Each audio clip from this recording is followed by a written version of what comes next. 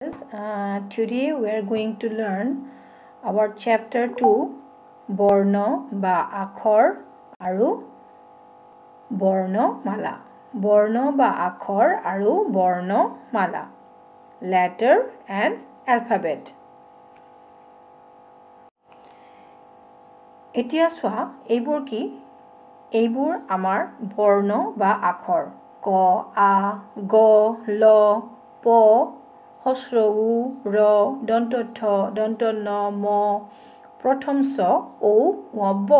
এইবোৰ তোমালোকে পঢ়ি আহিছা আগতে আৰু এইবোৰেই হ'ল বৰ্ণ বা আখৰ এইবোৰ কি হ'ল এইবোৰ হ'ল বৰ্ণ বা আখৰ এতিয়া আমি জানি লওঁ বৰ্ণ বা আখৰ কাক বোলে মুখেৰে কোৱা ভাষা লিখিতভাৱে প্ৰকাশ কৰিবলৈ আৰু পঢ়িবলৈ যিবোৰ চিন ব্যৱহাৰ কৰা হয় তাক বৰ্ণ বা আখৰ বোলে মুখেৰে কোৱা ভাষা আমি যে এই কথাবোৰ কৈ আছো এই কথাবোৰক আমি লিখিত ৰূপ দিবলৈ হলে কি লাগিব আমাক কিছুমান কি লাগে চিন আমি চিন ব্যৱহাৰ কৰো হয় নহয় আমি যিবিলাক কথা কৈ থাকো সেইবোৰ লিখিবলৈ আমি কি ব্যৱহাৰ কৰো কিছুমান চিন ব্যৱহাৰ কৰো আৰু সেই চিনবোৰকে কি বোলে বৰ্ণ বা আখৰ এই যে মই তোমালোকক মুখেৰে কোৱা ভাষা লিখিতভাৱে প্ৰকাশ কৰিবলৈ আৰু পঢ়িবলৈ যিবোৰ চিন ব্যৱহাৰ কৰা হয় তাক বৰ্ণ বা আখৰ বোলে এইটো মই লিখিত ৰূপত লিখিছো লিখোতে মই কি এইবোৰ বৰ্ণ ব্যৱহাৰ কৰি লিখিছো হয়নে আৰু সেইবোৰকে বৰ্ণ বা আখৰ বোলে এতিয়া আমি যে সেই বৰ্ণ বা আখৰবোৰ দেখিলো সেই বৰ্ণবোৰ আখৰবোৰক আমি যেতিয়া একেলগে ধৰা বন্ধা নিয়মত সজাম তাক কি বোলে বৰ্ণমালা হয়নে এইখন কি এইখন বৰ্ণমালা হয়নে এইখন বৰ্ণমালা আমি একাধিক ক্ৰমে সজাইছো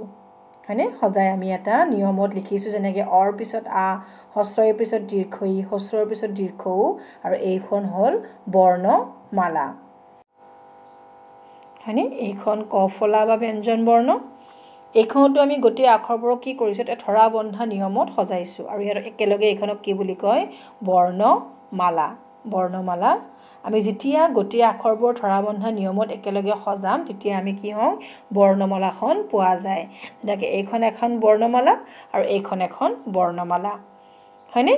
এইখন হ'ল ক ফলা বা ব্যঞ্জন বৰ্ণ আৰু এইখন হ'ল অ ফলা বা স্বৰ বৰ্ণ আমাৰ উচ্চাৰণ অনুযায়ী কি হৈছে বৰ্ণবোৰ দুটা ভাগত ভগোৱা হৈছে অ ফলা বা স্বৰ বৰ্ণ আৰু ক ফলা বা ব্যঞ্জন বৰ্ণ এতিয়া তোমালোকে মন কৰা এয়া দেখিছা বৰ্ণবোৰ দুটা ভাগত ভাগ কৰা হৈছে স্বৰ বৰ্ণ আৰু ব্যঞ্জন বৰ্ণ এতিয়া স্বৰ বৰ্ণ কাক বোলে এতিয়া যিবোৰ বৰ্ণ উচ্চাৰণ কৰোঁতে আন কোনো বৰ্ণৰ সহায় লোৱা নহয় সেইবোৰ বৰ্ণকে স্বৰ বৰ্ণ বোলে স্বৰ বৰ্ণ কেইটা অ আ হস্ৰ ই দীৰ্ঘ ই হস্ৰ উ দীৰ্ঘ উ ৰি এ ঐ ঔ ঔ এইকেইটা হ'ল স্বৰ বৰ্ণ আমি স্বৰ বৰ্ণকেইটা উচ্চাৰণ কৰোঁতে আমি আন বৰ্ণৰ সহায় ল'বলগীয়া নহয় আমি অ কওঁতে অয়ে কৈছোঁ হয়নে আ কওঁতে আমি আ বুলিয়ে কৈছোঁ আৰ লগত আমাৰ কোনো আৰু বেলেগ বৰ্ণ জড়িত হৈ থকা নাই যিবোৰ বৰ্ণ উচ্চাৰণ কৰোঁতে আন কোনো বৰ্ণৰ সহায় লোৱা নহয় সেইবোৰ বৰ্ণকে স্বৰ বৰ্ণ বোলে এতিয়া তোমালোকে মন কৰা আমি অ হস্ৰ ই হস্ৰ উ ৰি এইকেইটা কি বুলি কোৱা হয় হস্ৰস্বৰ আৰু আ দীৰ্ঘ ই দীৰ্ঘ উ এ ঐ ঔ ঔ এইকেইটাক দীৰ্ঘস্বৰ বুলি কোৱা হয় এতিয়া দীৰ্ঘস্বৰ হস্ৰস্বৰ মানে কি তোমালোকে বুজি পাবা তাৰ মানে আমি যিকেইটা বৰ্ণ উচ্চাৰণ কৰোঁতে আমাৰ কি হয় হস্ৰস্বৰ কেইটাৰ উচ্চাৰণ ছুটি অ